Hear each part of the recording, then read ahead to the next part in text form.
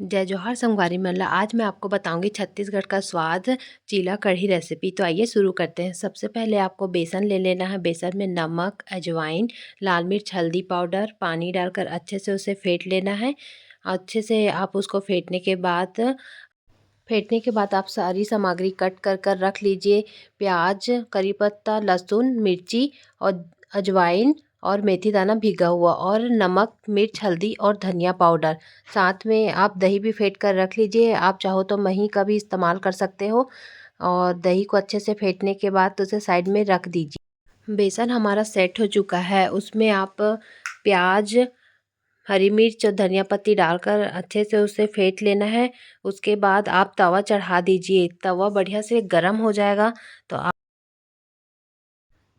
तवा अच्छे से गर्म होने के बाद आप उसमें तेल लगा दीजिए या ग्रीस कर लीजिए। तेल भी अच्छे से गर्म हो जाएगा तो आप आंच थोड़ा सा कम कर दीजिए और उसमें हमारे बेसन का बैटर फैला लीजिएगा। उसके बाद आप उसको थोड़ा सा तेल डाल दीजिएगा और ढक दीजिएगा। ढकने के बाद थोड़ा देर आप पकाने के बाद आप उसे पलट कर देखिएगा। पलटेगा तो पलट दीजिएगा और नहीं पलटेगा तो थोड़ी देर और पका के पलट दीजिएगा। लेकिन हमारा वाला ये देखो पलट गया चीला, तो तुरंत हम इसको पलट देंगे और इसके बाद इसमें थोड़ा सा तेल डाल देना है अच्छी तरह से। फिर इसको मध्यम आंच में सेक लेना है। और देखो हमारा चीला अच्छे से सेका रहा है। थोड़ा सा कच्चा है, अभी और पकेगा। और देखिए थोड़ा पकाने के बाद अच्छे से पक गया और चीला को हम निकाल लीजिए। चीला हमारा बनकर रेडी है। कढ़ाई चढ़ा लीजिएगा। इसके बाद कढ़ाई गर्म होने के बाद इसमें ऑयल डाल लीजिएगा। उसके बाद अजवाइन डाल दीजिए। अजवाइन अच्छे से कड़क जाए उसके बाद प्याज डाल लीजिएगा। लहसुन डालने के बाद आप उसमें करी पत्ता डाल लीजिएगा। और ये देखो करी पत्ता मैं बाद में डाल रही हूँ क्योंकि वो उसमें से बहुत छिटकता है, इस वजह से। हरी मिर्च भी डाल दीजिएगा। उसके बाद उसको मिक्स कर लीजिएगा। मिक्स करने के बाद वो अच्छे से गुलाबी होते तक से भुना जाएगा। उसके बाद ये देखिए संगवारी हो, हमारा ये प्याज अच्छे से फ्राई हो चुका है। फ्राई होने के बाद आप इसमें नमक, मिर्च, हल्दी पाउडर डालकर अच्छे से मिक्स कर लीजिए या अच्छे से चम्मच चला लीजिए। इसके बाद हमारा जो दही रखा हुआ है फेंट कर, उसको एक डालने से पहले एक बार और फेंट लें। उसके उसके बाद दही को आप कढ़ाई में डाल दीजिए और उसके बाद अच्छे से चम्मच चला लीजिए। ये देखिए कितना सुंदर कलर आया हुआ है। इस प्रकार आप चम्मच चलाते रहिए थोड़ा देर। उसके बाद आप उसको ढक कर पकाते रहिए जब तक उसमें उबाल ना आए। जब तक उबाल आता तब तक हम अपने ये बेसन के जो चीले बनाए हैं उसे कट कर लेते हैं। अच्छे से कट कर ले, आप कोई भी शेप में इसे कट कर लीजिए। हम लोग ऐसे चौकोन शेप में इसे कट कर रहे हैं।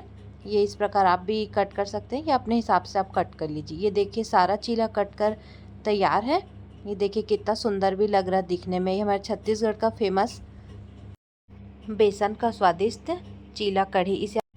इसे आप चावल के साथ खाइए, बहुत ही स्वादिष्ट लगता है। इसके बाद आप बेसन का एक घोल बना लीजिए जिस प्रकार मैं ऐसा बना रही हूँ। थोड़ा सा ये हमारे कढ़ी में उबाल आ रहा है। उबाल अच्छे से आ जाएगा तो आप इसमें ये घोल को मिला लीजिए, क्योंकि कढ़ी थोड़ा पतला रहेगा तो खाने में अच्छा नहीं लगेगा और दिखने में भी अच्छा नहीं लगेगा। तो थोड़ा सा इसे गाढ़ा कर लेना है। अब इसमें अच्छे से उबाल आ चुका है तो इसमें हम अपने चीला, जो बेसन का चीला बनाए हुए हैं, उसे आप इसमें मिक्स कर लीजिए और चम्मच चला लीजिए। ये देखिए कितना सुंदर हमारा बेसन चीला का कढ़ी दिख रहा है। इसे थोड़ा उबाल कर पका लीजिए जब तक ये थोड़ा सा गाढ़ा ना हो जाए। जिस प्रकार मैं आपको दिखा रही हूँ आप भी इसी तरह पकाइएगा, बहुत ही स्वादिष्ट लगता है और एक बार ट्राई ज़रूर कीजिएगा बनाकर। ये देखिए अब हम इसमें धनिया पत्ती डाल देंगे जो दिखने में भी बहुत सुंदर लग रहा है और खाने में भी बहुत स्वादिष्ट होगा। इससे टेस्ट भी बढ़ जाएगा कढ़ी का हमारा। ये देखिए गाइस कितना सुंदर दिख रहा है ये हमारा कढ़ी। मैं इसे इतना ही पतला रखी हूँ क्योंकि फिर ये ऑलरेडी इसमें बेसन का चीला डला हुआ है तो ये गाढ़ा हो जाएगा।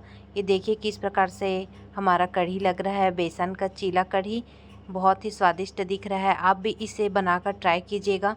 बेसन चीला कढ़ी छत्तीसगढ़ का स्वाद आपको पसंद आया तो लाइक, शेयर, कमेंट ज़रूर कीजिएगा।